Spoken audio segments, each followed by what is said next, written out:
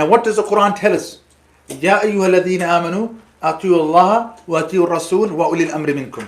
O you who believe, obey Allah. Our first obedience is to Allah. Our unconditional obedience is to Allah. For us, Quran. Then is the Sunnah, atiyu Allah wa atiyu Rasul. Unconditional obedience to the Prophet. And then, wa ulil amri minkum. The people of authority. So, the UK law is for the protection of its citizens. So you must abide by the rules. So when the government comes out, the Prime Minister comes out and says, look, there's riots happening. Stay at home. Don't get involved.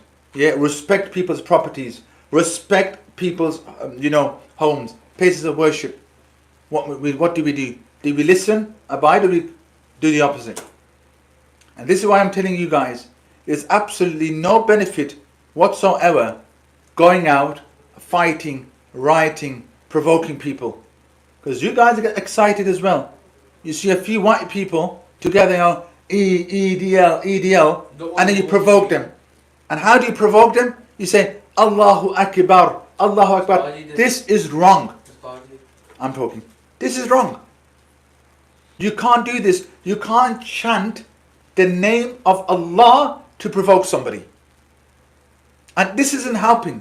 There's so much tension out there. Do you know how many women and elderly people and children are scared? They don't want to go out. They don't want to leave their houses. Women are scared.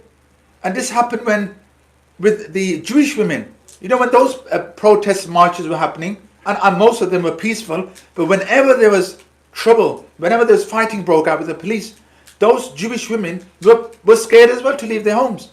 And we're having the same with the Muslim women. It's not right. And for example, if an English woman, she sees a lot of Muslim men have gathered outside, doing what? Just shouting Allahu Akbar. Do you understand how you're making people feel? And this is England. In 2024, this must not happen. You can't do this. Doesn't the Quran say you should respect? Doesn't the Quran say you should respect Jews? The Quran says you should live side by side with everybody as long as they are not perpetrating against you. So this is England.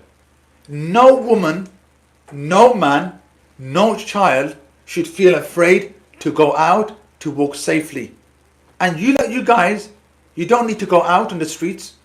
If for example, whoever these people are, I don't want to call them, they can be far right, EDL, BDL, call them what you want.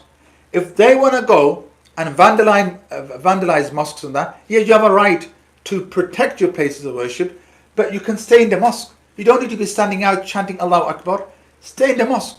If you sense any trouble, what do? You pick the phone up. Do you know already the government, Home Office has said that we're willing to send guards to the mosques to protect the mosques. Do you understand?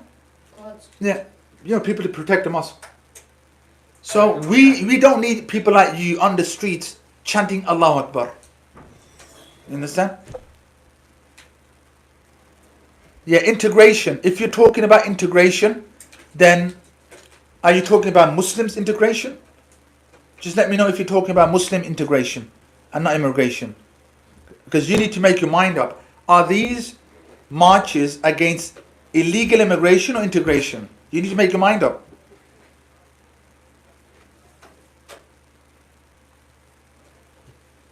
Yeah, we're coming to individual liberty. That's the last one. Do you understand? There's no purpose.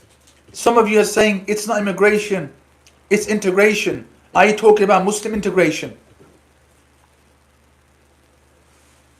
Because if you're talking about Muslim integration, then go to cities where you'll find a majority of Muslims, and you will find that those cities are thriving, they're doing well. Muslims do integrate. You got Muslim teachers, Muslim doctors. I'm an imam at the mosque, I'm a teacher taught at secondary school. Do you understand? Muslims do integrate. I mean, what do you mean by Muslims don't integrate? Do you understand? Look at 5.5 million Muslim soldiers fought for this country in World War II. 1.5 million Muslim soldiers under the British Empire died fighting for this country. Fighting for this country.